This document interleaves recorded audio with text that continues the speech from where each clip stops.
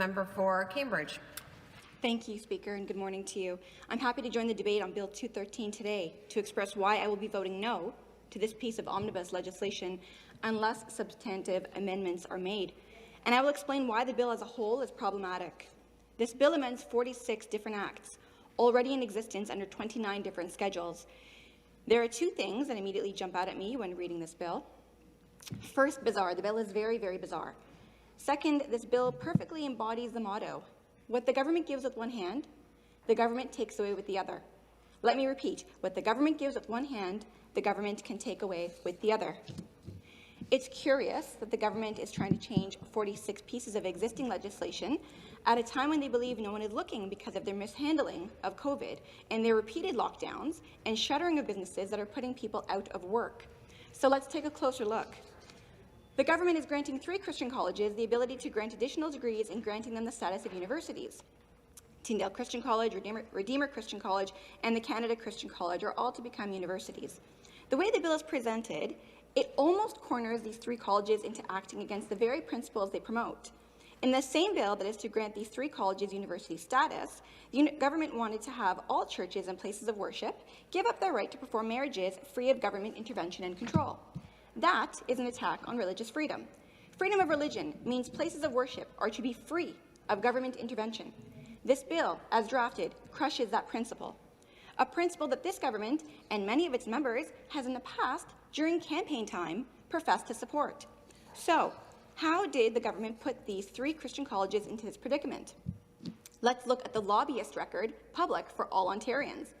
Tyndale and Redeemer are represented by employees of the lobbying firm Loyalist Affairs, founded by Chris Froggatt, who, multiple news reports have shown, a close working relationship with the government and Premier in the past, providing them political advice and leading the Premier's Election Readiness Advisory Committee, and of course, infamously handling communications with regards to the Premier's attempt to appoint his close personal friend to run the OPP. An interesting or bizarre choice. The Premier claims that no one influences my government, no one influences my cabinet. This bill would seem to contradict this tough talk. The third school, Canada Christian College, is run by the Premier's close friend, Charles McVety, so presumably a lobbyist was not necessary. What did these Christian colleges get in return for the representation? What the government gives with one hand, the government takes with the other. Because in the same bill, as currently drafted and originally intended, this government is imposing itself and all future governments on the practice of marriage in Ontario. One schedule of this bill, Schedule 3, eliminates the automatic election for someone to take their spouse's surname after marriage. That isn't reducing a burden, despite what the bill's title says. It creates a burden. It forces people to now use the burdensome process of legally changing their surname rather than simply assuming their spouse's surname. Instead, newly married people will have to legally change their name by getting a police check and filling out an application with about 29 sections. I don't understand why this is necessary. The current law allows a person to leave their surname as is after marriage or assume their spouse's. What is the issue? Why make it harder? Second, and more alarming, Speaker, is another schedule of the bill, Schedule 8. That grants Cabinet new powers on the practice of marriage in Ontario. Specifically, it gives a cabinet minister of this government, or any future government, which is important to note, the power to 1. Create a code of practice that everyone who can solemnize a marriage in Ontario would have to comply with, and if they do not, their authority to conduct a marriage could be cancelled at the minister's discretion. And 2. Gives a cabinet minister the power to unilaterally cancel the registration of anyone who can marry a couple in Ontario when it is not in the public interest. Very bizarre and very troubling. It rips away freedom of religion from places of worship and puts it entirely in the hands of one cabinet minister. More troubling, the bill doesn't bother describing what the code of practice is. It doesn't provide a description of what the public interest is. As a result, we don't know what the rationale is for proposing a standard of in the public interest and a code or new concepts on conducting marriages. That's left for a later date to be created and changed at the whim of a cabinet minister in this government or any future government. No debate, no vote, no discussion. Ontarians are to trust this and every future government blindly on this. Well, I don't think blind trust is something that should be given to this government especially, or to any government for that matter. I also know that it's safe to say that the definition of in the public interest created by this government and some of its ministers would not be the same as what I believe in the public interest is, or what Ontarians believe for that matter. I also think it's safe to say that the leaders of those 3 Christian colleges would not agree with this government on what it believes is in the public interest. Is it of the public interest to threaten that you're going to bring down the hammer on the people of Ontario if they don't listen to the Premier? I would say no, but the Premier believes it. In this bill, was the government drafting the threat of a new hammer? A hammer on anyone who solemnizes a marriage in Ontario, including those in places of worship and religious institutions? Churches and other places of worship will now have to comply with a code of practice and a government-defined definition of what in the public interest is when performing marriages. This code can be changed whenever this or any future government wants by a single cabinet minister. This is not freedom of religion. It is a direct threat and attack to freedom of religion. On October 20th, I released a public statement opposing these 2 sections. Not surprisingly, on October 23rd, the Minister of Government and Consumer Services put out a statement on social media stating that the schedule would be amended at committee, but only after it passed second reading. Governing by social media appears to be the new standard in Ontario for substantive government changes to policy traditions in this province. And Speaker, that is not good enough. The claim was that the schedule was created to deal with fly-by-night marriage officiants. The minister wants us to believe that Ontario is the new Las Vegas. Where is the public outcry on this issue? Is the government going to present statistics on this growing issue that they say is driving us? But the fact is that if that was the intention, it would have been drafted right into the language of the bill, right up front, rather than using broad language like in the public interest and a broad tool like a code, both of which are to be created and changed at a later date by one single cabinet minister of this or any future government. Amending this section at committee is not enough. The very inclusion of such a broad tool in this legislation shows that this government does not uphold the authority of religious institutions or religious freedom, and furthermore, it does not take the legislative process that this provincial parliament is here to conduct seriously. It is another example of how this government wants to move the legislative process out of this parliament and into the hands of the executive branch to be decided behind closed doors without a debate or vote, just like Bill 195. The very inclusion of this code and in a public interest are direct threats on freedom of religion and on churches and other places of worship. These sections should be entirely removed from the bill, Madam Speaker, not just changed. I fear that whatever tool is created in committee to change Schedule 8 will be so broad that it will be the starting point of a slippery slope, attacking freedom of religion in Ontario by this or any future government. In the minister's social media post and in the past, members across the aisle have campaigned on telling their constituents that they are for freedom of religion, that the state should leave places of worship alone. But once in power, they threaten and attack freedom of religion by including broad language like this in bills that have nothing to do with marriage. It's bizarre. And as soon as they're called out on it, they immediately buckle and profess once again that they're for freedom of religion. Very bizarre. And this bill then tries to throw a carrot to Christian colleges. But the carrot from the government comes at a cost. What the government gives in one hand, it takes away with the other. And it's funny, Speaker, because last year when I proposed my private member's bill against voter fraud, the government House leader said political parties get to run themselves, and he felt there shouldn't be any laws against the conduct of internal political party hacks who want to commit voter fraud. But now this bill says that same government that thinks political parties are above the law, the same government that believes it can fine someone for having 10 people over for Thanksgiving, believes that churches and other places of worship don't get to run themselves when it comes to the practice of marriage. So this government presents a code of practice or conduct on those officiating marriages, but they reject a code of practice or conduct on political parties and political operatives on voter fraud. You know, it's interesting, Speaker, because in retrospect, since the bill was introduced on October 6th, I thought we would have heard in some public way from certain members across the aisle. I thought for sure for such an attack on freedom of religion, we would have heard from members from Lambton, Kent, Middlesex, or Niagara West, or any other politician from the government benches who cut their stripes and got their vote and status among the voters by professing to be defenders of religious liberty. I thought those members who profess to defend and speak out and promote religious liberty here to do just that, but they are nowhere to be found when it's their government stripping away and attacking religious liberty. They said nothing in the 2 weeks after the bill was introduced, and nothing since. Crickets. So in conclusion, Speaker, I have to ask, what is the point of Schedule 3 and Schedule 8? What is the issue? Why can't we have it drafted right into the bill if it is valid? Or why won't the government just remove those sections? Thank you, Speaker. Questions? The member for Chatham-Kent-Leamington. Thank you very much, Speaker. To the member from Cambridge, this particular bill is designed also to help small businesses. And, when you take a look at the current situation right now with Peel and Toronto being in a lockdown, nobody likes that. I don't like that. I'm sure no one in this legislature likes it. But the Better for People, Smarter for People Act is expected to save businesses time and cost and regulatory and policy to businesses. So my question to the member respectfully is, do you, we know that the official opposition, they're badgering us with regards to this particular bill. But again, are you, as an independent, are you against businesses that whereby this policy will reduce regulatory burdens and make it easier for businesses to create jobs in Ontario? Thank you. The member for Cambridge. Thank you, Speaker. Thank you to the member from Chatham-Kent-Leamington for his question. So, should we be supporting small businesses and all businesses? Yes, we should. Why are we putting these sections into a bill then about business? This isn't better for people. This isn't better for business.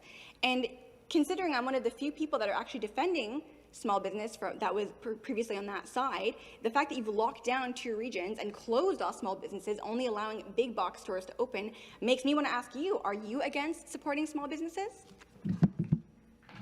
Question, member for Niagara Centre.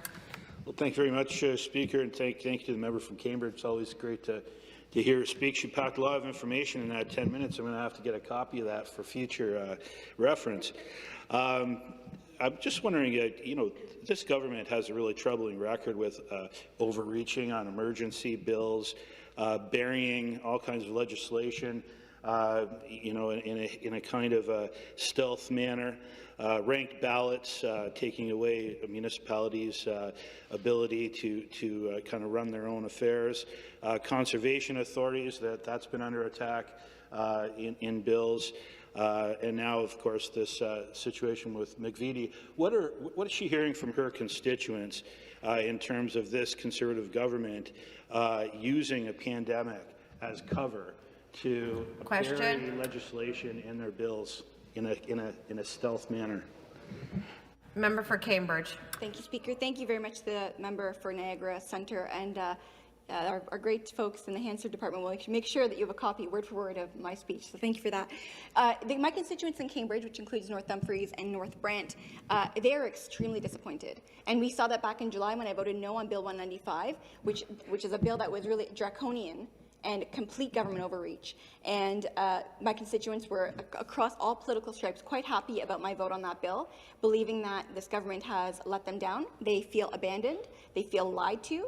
And, I want them to know that I will continue to represent them until my term is up, and that I will continue to fight for what they want, which is keeping the small businesses open and ensuring that we are trusting individuals to do what they know that they can do, keeping things safe, keeping people healthy.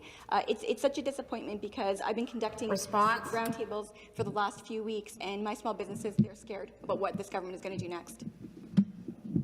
Question, the member for Mississauga-Malton. Thank you, Madam Speaker. Madam Speaker, due to COVID-19, small businesses are struggling, and one way we can help these businesses is by reducing their cost. Madam Speaker, our government has a target to reduce these costs to businesses by $400 million. And that is why, Madam Speaker, Ontario is at A- grade in 2019, well above C+ in 2018, and that's the change. This bill streamlines and harmonizes regulations with other provinces to make life better for the people, smarter for the businesses, while maintaining health and the safety standards. Through you, Madam Speaker, my question to member would be, what are the things in this bill that you support that will enhance and will make the life better for our small businesses? Thank you, Madam Speaker. Member for Cambridge. Thank you, Speaker. Thank you to the member for Mississauga-Malton. So we know small businesses are struggling. If the government had approached this pandemic in a way where they actually supported the vulnerable and those who actually needed support, instead of just, the 2-week shutdown, okay, we get it, we don't know about the virus, we need to not overwhelm our healthcare system. We are now 8 months, going into 9, of lockdowns and restrictions and no real objective criteria being presented. Let people get back to work. Let people get back to work. We don't need to be supporting them with all this money. We could be putting that towards the vulnerable. If you let them get back to work, that's all they've been asking for this entire time. People are struggling. People can't pay their mortgages. They cannot pay their rent. So is this bill needed? Unfortunately, it is. But those 2 schedules that I mentioned are not. Question, the member for Toronto Centre. Thank you so much. I listened intently to the member's remarks, and she specifically noted that this government doesn't deserve the blind trust of Ontarians. And I would ask the member if she would care to elaborate from her personal experience why exactly this government does not deserve the trust of Ontarians. Member for Cambridge. Thank you, Madam Speaker, and thank you to the member for Toronto Centre. I'm grateful for that question. So I think Bill 195 is a good example of not being able to give your trust completely to this government, or to any government for that matter. Again, I've asked twice in this House for objective criteria for reasoning for lockdown. I got non-answers both times, once from the Solicitor General and once from the Minister of Health. Unfortunately, we're asking for clarity, we're asking for transparency, not just me, but we have people of the public, members of the public asking. We have members of the opposition asking for clarity. So it doesn't matter which side of the political spectrum we're on, we are asking for clarity. We cannot trust you to make decisions when 1 week you're saying something and then the following week you're saying something else. There is contradictions in everything that's being said, and we, as people, as Ontarians of this province, we need clarity. Questions? The member for Mississauga-Streetsville.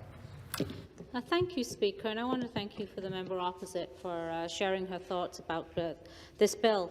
The COVID-19 pandemic response bill that we brought forward allowed us to provide the relief for the businesses that we've talked a lot about today in the House, and some $1.9 billion in employer relief by allowing WSIB payments to be deferred, $1.8 billion in property tax deferrals and businesses, $6 billion in relief through the interest and penalty-free period for payments, and also through the budget bill where we've allowed $1,000 for PPE. We're allowing rebates for property taxes for our businesses hit in the areas like in the hot zones, for example, Peel. The COVID-19 pandemic relief bill was a bill that the member opposite voted against. Now, all of the measures that our government is taking to support businesses, yet the member opposite speaks against those great measures that we have taken. I'd like to hear her response on what she believes is a better measure than a lot of the things that we are providing. Thank you. Thank you. The member for Cambridge. Thank you, Speaker. Madam Speaker, this is the third government question, and each time they had an opportunity to ask me about what I actually spoke about, and each time they have not, because they're embarrassed, Madam Speaker, because they know that this bill should have been for COVID recovery, because of all the damage they've done to this economy, the recovery that's needed. They've snuck in 2 schedules into this bill that have no place. And the questions I get is, what do you support? Why did you vote no against this? I'm voting no because you put rubbish in a bill. That's why I'm voting no. There is no transparency once again. Ask me a real question that I can respond to. Asking me what great stuff, how much money you put into PPE. Guess what? They want to get back to work. They don't want your money for PPE. They want to run their businesses the way they need to feed their families and to pay taxes and to support this economy and to make sure we have enough money for healthcare and education. That's what that Ontario wants. Question, the member for Hamilton Mountain. Thank you, Madam Speaker. It is always fascinating to be in the House when the member from Cambridge takes on the government, a government that she used to be a part of and left for a reason. And now I would say this bill is probably just one of more of those reasons where she pats herself on the back and says that she did the right thing. So it was very interesting to hear her speak about these schedules and the mess that they are going to make and how they are not better for people, and the interesting fact of why the government chooses to put this in a bill that's called Better for People, Smarter for Business. Can she tell me anywhere in this bill that she actually finds measures that are better for business and smarter for people? The member for Cambridge. Thank you, Madam Speaker. Thank you to the member for Hamilton Mountain. I would love to be able to answer that question, but here's the thing. Not only wasn't there anything concrete in this bill, and there were 2 schedules, as I mentioned, that have nothing to do with COVID recovery or supporting people or supporting businesses, but, it seems that I'm getting more work done on this side of the House, because when I was in caucus, when I made suggestions on bills, no one heard me. But now that I'm here, we got the minister making changes on social media. So I'm going to say double thumbs up for that. But, Madam Speaker, at the end of the day, if we have a bill that's supposed to be about COVID measures, we should be focusing on COVID measures. It's gonna get better. It's gonna get better. It's gonna get better. It's gonna get better.